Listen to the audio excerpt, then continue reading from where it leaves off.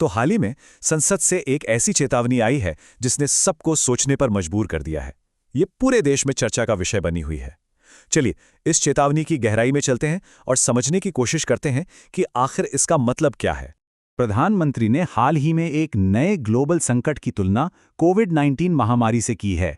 उन्होंने कहा कि देश को धैर्य और शांति के साथ आने वाली चुनौतियों का सामना करने के लिए तैयार रहना होगा। लेकिन ये तुलना एक बहुत बड़ा सवाल खड़ा करती है ना? कि एक दूर दराज के जियोपॉलिटिकल कॉन्फ्लिक्ट का असर हमारे रोजमर्रा के जीवन पर ठीक वैसा ही कैसे पड़ सकता है जैसा एक ग्लोबल पैंडेमिक का पड़ा था। इस चेतावनी की गंभीरता को समझने के लिए सबसे पहले हमें थोड़ा पीछे जाना होगा और याद करना होगा कि कोविड-19 ने हमारी अर्थव्यवस्था पर कैसा असर डाला था। जैसा कि हम देख सकते हैं, महामारी ने सब कुछ रोक दिया था। ग्लोबल जीडीपी में 3.1% की गिरावट आई और भारत की जीडीपी तो 5.8% तक सिकुड़ गई। इस झटके से उभरने के लिए बहुत बड़े स्तर पर कोशिश करनी पड़ी थी। चलिए, अब आज के संकट पर फोकस करते हैं, जो दुनिया के सबसे अहम समुद्री रास्तों में से एक पर मंडरा रहा है। ये स्ट्रेटेजिक रास्ता अब एक बड़े टकराव का सेंटर बन गया है, जिससे दुनिया भर में एनर्जी और ट्रेड के फ्लो पर रोक लगने का खतरा पैदा हो गया है। यहाँ एक बहुत दिलचस्प बात है।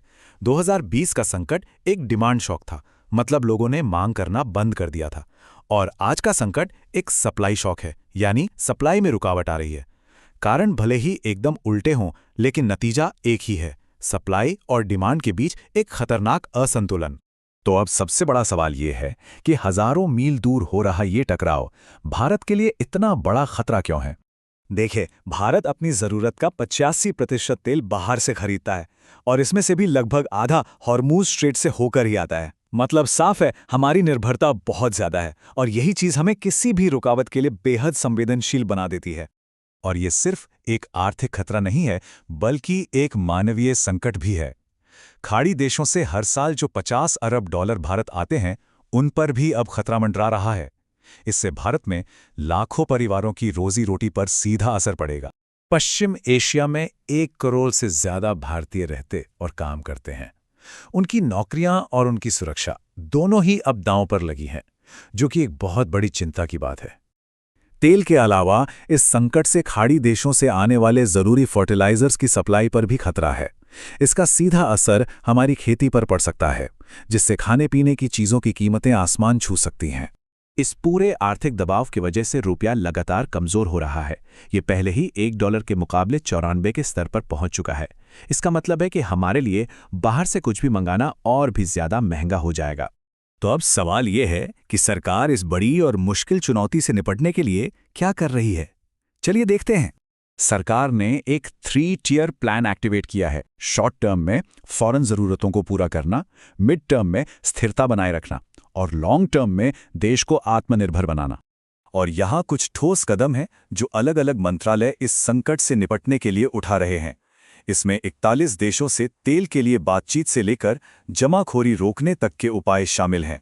हालांकि सरकार के इन कदमों की विपक्ष ने कड़ी आलोचना की है।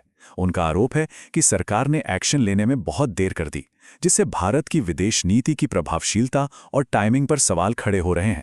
ये लड़ाई सिर्फ भारत की नहीं है, दुनिया भर के देश इस नई हकीकत से निपटने के लिए जद्दोजहद कर रहे हैं।